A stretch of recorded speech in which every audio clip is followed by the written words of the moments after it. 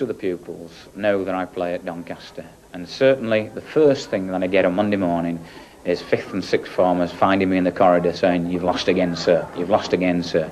You know, it does get you down, but, you know, you just pick yourself up again, like, and you think, well, sorry, you got next week to go, like, oh, we got next week. Tony Banham.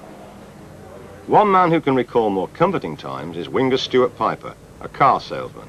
He's played for the club for 11 years and still glows from one memory. It was when we beat Blackpool. It was a good win. I came on the... It was a night match, that. It was the Tuesday night. I pulled in on the Wednesday morning, pulled onto the foyer there in my car, and I just happened to glance in my mirror. There's all the guys in their overalls in the workshop across the way there. They're all lined up. I got out of the car and they all cheered, and brilliant, you know, just like Wembley, just like winning the Challenge Cup at Wembley, just like coming back on the open top bus. The next match day does not promise much. 22 defeats in a row, counting all cup matches, and today's opponents are the redoubtable Featherstone Rovers, usually a force in the First Division, and now grimly enduring the humiliation of relegation to the Second Division. But they are leading it. The support for Featherstone swells the gate above the usual 350 spectators. Doncaster's official supporters club, although loyal to the last, wouldn't fill a team coach. Is this it? This is the supporters club? This is supporters club, yeah.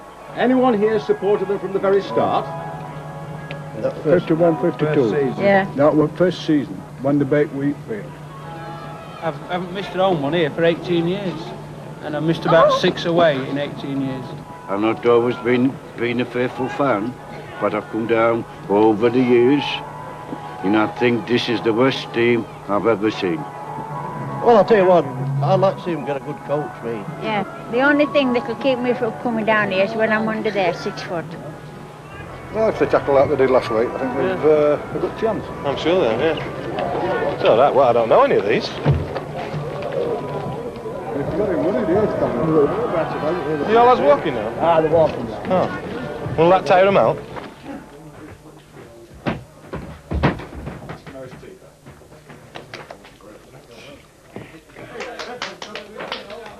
Banham is back, but those 22 consecutive failures has put the morale of the Doncaster players under considerable strain. After this period of time, the tension's building up all the time. It gets worse. It does definitely get worse. There's more at stake now. We've got to win. We've got to start winning.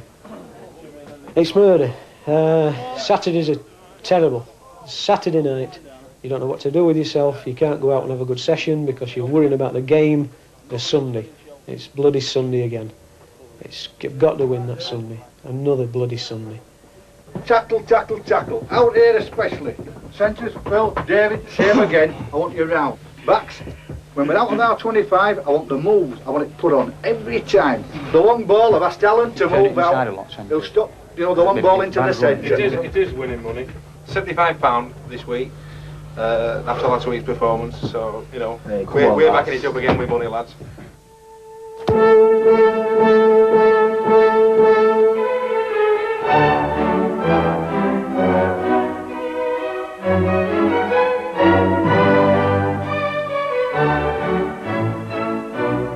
Come on, don't stand up, bloody move!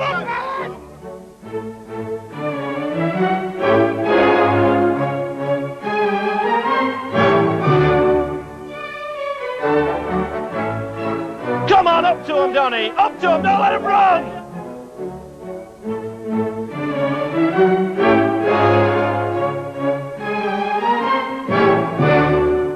Come on in!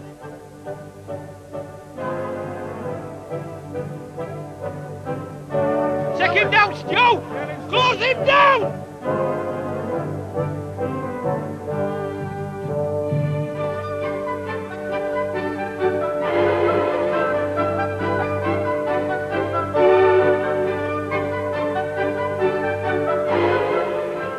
Come on, Don, up to him!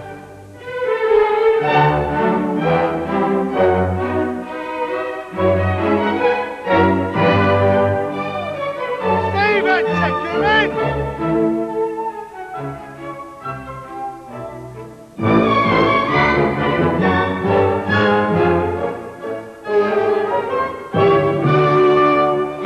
seconds, bloody walked in.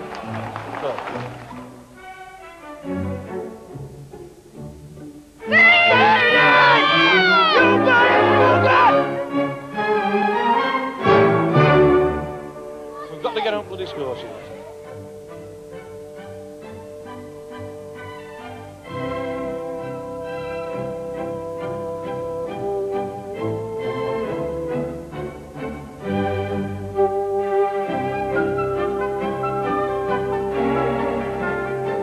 Come on!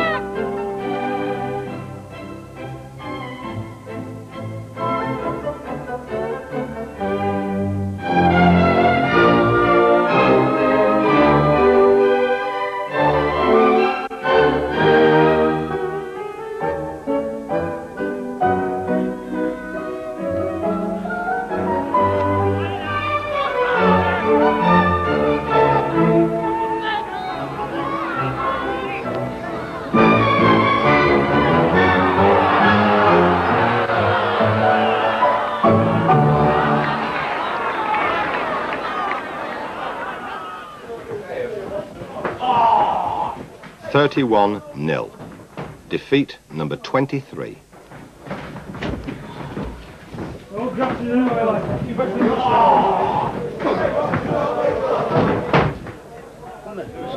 Look, we're moving up, it centres. He can't get big licks giving it this when there's somebody stood next to him and get it chuffing ball. Yeah, George, Let's do it. Does it fucking back? Do it.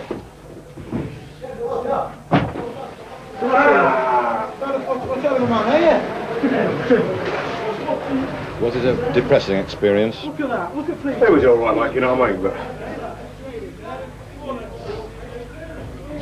Makes you wonder, like, you know what I mean, 10-0 at half-time, like, and you come off 31 down. You didn't play badly, though. Yeah, first half we looked on the better side. I thought so, you know what I mean? We looked on the better side.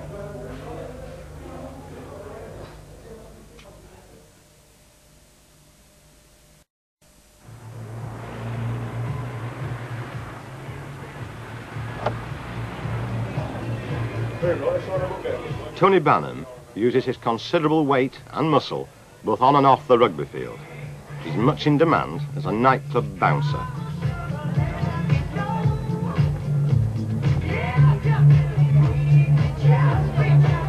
You sort of sign up there, Hire Tony, and you don't get much trouble.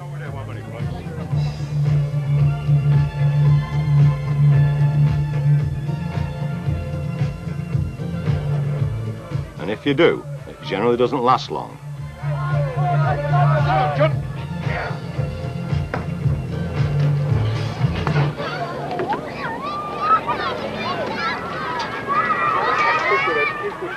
Tony Banham has had a turbulent past, but he's now a settled family man. And like a lot of giants, he has an affinity with children, not just his own. Some of his spare time is spent at a school for handicapped children in Doncaster, where each year he plays Father Christmas. Perhaps it has something to do with the fact that he started out in life with something of a handicap himself. Well, I was born out of wedlock, you know what I mean, and my mother ended up marrying a French-Canadian fella, and she moved over to Canada. You know, I don't think my father was ever mentioned, you know, like white family, black baby kind of thing, you know. Big disgrace, I suppose it was, like, you know, in them days. Did you ever get to know anything about your father? Anything at all? American Negro, so I know. Well, I don't know parents, like, you know what I mean? I was just living with my grandparents. Then my granddad died, and I was, like, moved from my grandmother to my aunt. You know what I mean? And then my grandmother died, and my aunt died, and my uncle remarried, and I got put into an hostel. Ended up with nobody. Well, my biggest problem was colour. When I realised, because, like, you know, being with a white family, you know, like my grandmother and all that, like, and being brought up white, one day I looked in the mirror, like, if you know, for want of better words, like, and just found out, well, I'm different from everybody else.